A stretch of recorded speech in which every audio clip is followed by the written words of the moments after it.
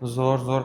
Mana endi mana shu narsa ham yana bitta savol bo'lib turibdi. Mana hozir oxirgi paytda shaxsiy brend yuritib berish xizmati ham ko'pchilik Shunaqa kompaniyalarda bor. sohaga aylanib Sohaga aylanib qoldi уже. Lekin siz shug'ullanmaysiz. shug'ullanamiz. Nega?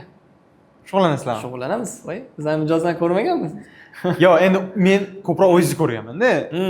Aka o'ziga ko'proq qiladilar-da, keyin anaqa qiladilar deb o'ylayman. Yo'q, mijoz bizda bor. Shaxsiy brend bo'yicha ham juda ko'p ishlaymiz. Даже Instagramdan olib chiqqanman, может ko'rmay qolgan bo'lishingiz mumkin. Masalan, Nigora Musakova 0 dan ularni ko'rganman. Ularni 3000 ta podpischilar bilan kelganlar, aldanib qolgan bo'lganlar, oldingi SMchilardan bizga keldilar. Hozirgi paytda 160 ming obunachi. 1 yil bo'ldi ishlayotganimizga. Yomon emas deb o'ylayman. Doktor o'zimnikiga 200 ming tani 2 yildan ko'p ketgan. Ularga 1 yilda 160 ming. Doktor, endokrinolog.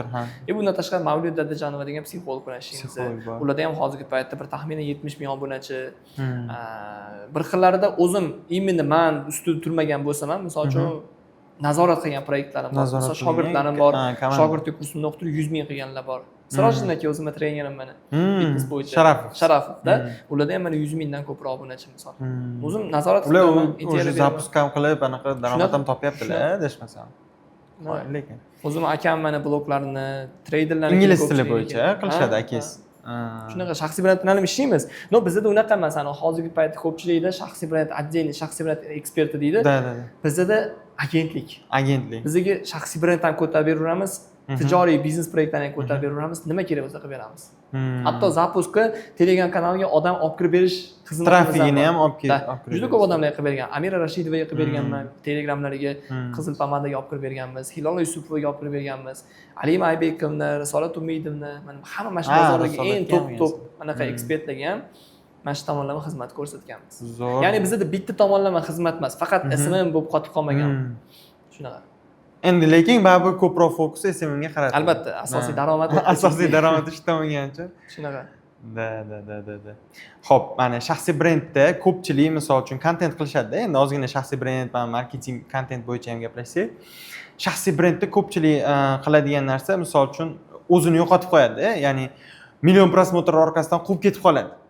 Shu narsani misol uchun mana sizda men ko'raman, ko'proq lifestyle bilan, o'zingiz shaxsiy qarashlaringiz bilan, o'sha storytellinglar bilan olib chiqib zo'r yoritib berasiz-da. Odamlar shuning uchun ham sizga горячий bo'lib kelishadi-da. Lekin ko'pchilik Wikipedia bo'lib qoladi-da, gapiraveradi, fakt gapiradi, bu deydi. Rostdan millionlab prosmotr bor, lekin u odamni bunday ko'chada ko'rsa tanimaydi, kerak bo'lsa. Kelib rasmga tushmasligi ham mumkin. Yo, endi nima desak bo'ladi? Hammani o'zini bozorda o'z pozitsiyasi bor-da. Kimdir o'zini xohlaydi ekspert sifatida. Ekspert sifatida tanishish xohlaydi. Odamlar meni ko'rganda, men bu odam mutaxassis deb qarasin deydi. Kimdirlar bor, meni ko'rganda misol uchun ekspert emas, men bu Abror aka yoki Abror, ana odam, bunaqa oilaparvar, tam etikli bilmadim, tam qanaqadir mana qadriyatlarim bilan Porsche bor misolli, mana shu qadriyatlar bilan tanishishni xohlayman. Просто так SMMchi deb tanishishni xohlamayman.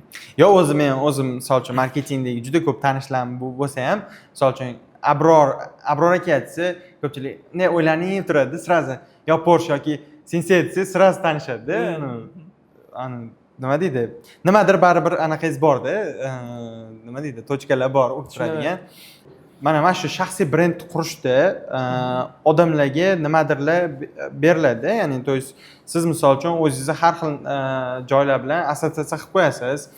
Odamlar sizni misol uchun taniganda doim miyasiga nimadir uriladi, lekin boshqalarda unaqa narsa bo'lmaydi. Ularni blogi, Wikipedia, o'sha qanaqadir ma'lumot beruvchi blog bo'lib qolgan, million prosmotr bor, lekin ularni tanishmaydi.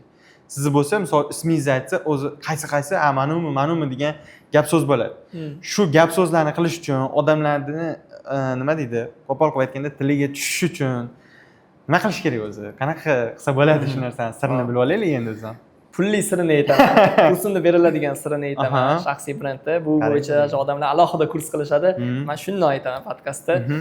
Shaxsiy brendda o'zi 3 ta ustuni bor. 3 ta ustunini agar bilsangiz, siz shaxsiy brendsiz desak ham bo'ladi. Ya'ni to'g'ri yuritasiz desak bo'ladi.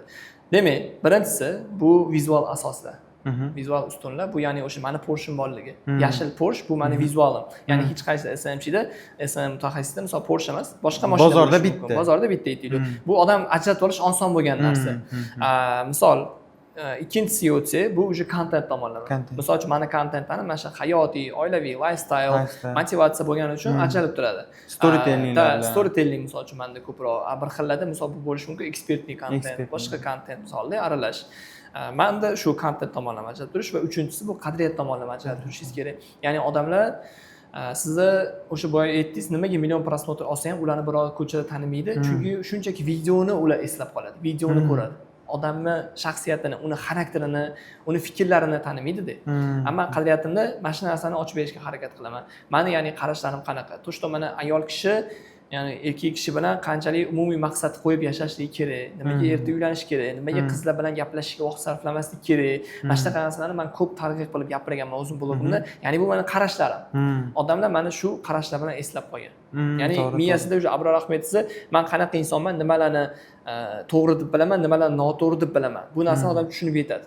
Men o'ylaymanki, eng to'g'ri qo'yilgan shaxsiy brend aynan shu, chunki bu narsani men chet el ekspertlarda ko'rganman. Chet el ekspertlar bizani o'zbek ekspertlarga qaraganda bilamizki, ancha oldinlab ketib qolgan shu. Ulardan tushungan narsam bular. O'zim mana shu savolni ham bermoqchi edim. O'zbekiston bozorida desam g'alati bo'lib qoladi, chunki O'zbekiston bozorida o'zi eng kattalardan bittasiz-da. Dunyo bozorida kimlardan ilhomlanasiz o'zi? Ya'ni, misol uchun nima deydi? Ko'rib, misol uchun referens olib yoki-da mana shu insonlardan misol uchun men ko'rib olganman. Xo'p, 3 ta odamni prям от души kuzataman, maza qilib. Andrew Tate'ni, Iman Gajini, Harmozini. Mana shu 3 ta odam menga eng yoqadigan. Uchalasining ham o'ziga xosligi bor. Misol uchun Andrew Tate'dan nimani o'rganasiz? Erkin fikr, shijoatni ko'rsata oladi-da. Nima ushlab qoladi Instagramda, blogda misol uchun berayotgan fikringizni odamlarga 100% yetkazib bersangiz, uyalib, yodlab olib kitobdan gapirsangiz, bu bab o'xshamaydi, tabiiylik bo'lmaydi. Iman Gajidan nimani o'rganaman? Iman Gaji qanchalik o'sha hayotini dokument qilishi, storytellinglari, misol uchun qadriyatlari, mana shu uni ham mendagi misol uchun bir-birimizga o'xshash qadriyatlarimiz juda kuchli. Ko'p Iman Gaji bilan. Mana shunaqa qadriyatlar misol uchun. Harmozidan bo'lsa, imенно ekspertlik kontentdan o'rganaman. Ekspertlik kontentdan zo'r olib chiqib beradi misol uchun. Hormoziya degan. Mana shu 3 ta insonlar mana eng katta anaqalarim kuzatib ulardan referens olib qayerdadir o'rganaman. Zo'r. Xo'p, bo'lmasa blitz savollarga o'tamiz. Oxirida bitta aniq javob beraverasiz. Biz anaqa bittada olib ketamiz savollarni. Bo'lmasam savollar beraveraman. Eng katta SMM sotgan chekingiz qancha bo'lgan? Bir oylik. Summasi. Bir oylikniki bo'lsa $4000 bo'lgan. Lekin oldindan predoplata qilib qo'yganda ham bo'lganda bir oylik. Qancha bu? 6000-7000. 6000 qoyil lekin. Xo'p, agar SMM bilan shug'ullanmaganingizda qaysi sohada ish qilgan bo'lardingiz? Umuman bilmayman. To'g'risi, vashi bilmayman. O'ylamay ko'rmagansiz? Yo'q, o'ylamay ko'rmaganman. Chunki men 3 xil yo'nalishda o'qiganman. Bolalikdagi eng katta lekin ushalmagan orzungiz? Bolalikdagi eng katta ushalmagan orzum ana yosh bolalarning bilsangiz mashinasi bo'ladi-yu, ana akkumulyatorli pultda haydaysiz, parklarda yuradi. O'shanaqa mashina menga orzu bo'lib qolgan. Bolalik paytingizda o'shancha mashinalarga qiziqaman-da, hozir har yil alishtiraman mashina. Telefoningizda eng ko'p ishlatiladigan 3 ta ilova? Albatta Instagram, Telegram, keyingisi YouTube bo'lsa kerak. Bitta so'z bilan o'zingizni ta'riflang. Juda ham bu chuqur savol. Bitta so'z bilan juda ham qiyin. Samimiylik boricha. Bugungi podkastimiz ham o'zi shunaqa mazza bo'ldi. Men samimiy boricha nima bo'lsa, ochiq, даже kursda aytadigan gaplarni aytib berdilar, mana. Ko'rsanglar zo'r bo'ladi. Rahmat Abror aka. Sizga rahmat. Rahmat kattakon. Sog' bo'lsin.